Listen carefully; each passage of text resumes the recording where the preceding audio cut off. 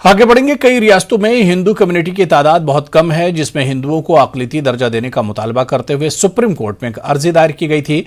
मरकजी वजीर मुख्तार अब्बास नकवी से बात करते हुए कहा कि रियासतों को भी समाज को लेकर फैसला करने का हक है।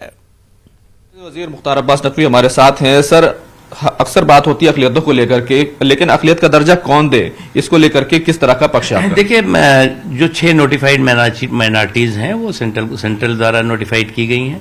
उसके अलावा राज्यों को भी अधिकार है वहाँ की जनसंख्या के हिसाब से, वहाँ के सामाजिक आर्थिक हालात के हिसाब से अपने राज्यों में अल्पसंख्यकों का दर्जा दे सकते हैं वो।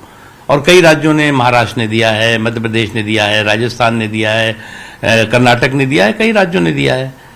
और इस संबंध में हमने सुप्रीम कोर्ट में अपनी मंत्रालय की और सरकार की जो मंशा है वो साफ कर दी है। अक्सर ये सवाल उठता रहा है और ये भी कहा जाता रहा है, कई रियासतें ऐसी हैं, तकरीबन 10 के करीब रियासतें ऐसी हैं जहां पर जो हिंदू हैं वो अक़लियत में हैं और उनको बेनिफिट्स मिलने चाहिए। मैं इसमें स्टेट वाइज मैं इस पर कोई डिस्कशन तो नहीं करूंगा। इसमें जो भी हमें कहना है कोर्ट में हमने कह दिया है, लेकिन राज्यों को ये अधिकार है।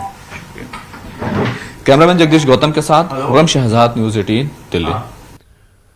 मध्य प्रदेश में शिवराज सिंह हुकूमत ने कन्या विवाह और निकाह योजना को फिर से शुरू करने का फैसला किया है। कोरोना कहर के सबब हुकूमत के जरिए निकाह और कन्या विवाह योजना पर 2 सालों से पाबंदी आई थी। वजीर आला ने 21 अप्रैल से मध्य प्रदेश में फिर से कन्या विवाह और कन्या योजना को शुरू करने का फैसला किया है। यही नहीं, वजीर आला ने अब इस स्कीम की रकम में भी इजाफा करने का फैसला किया है।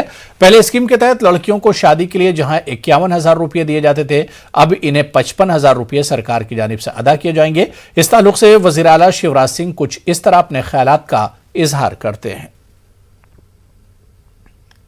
फिर से समीक्षा की योजना फिर प्रारंभ की जा रही है। कोविड के कारण कई दिनों से बंद थी। 21 अप्रैल से कन्या विवाह फिर से प्रारंभ किए जाएंगे, नए स्वरूप में प्रारंभ किए जाएंगे। पहले 2 विभाग अलग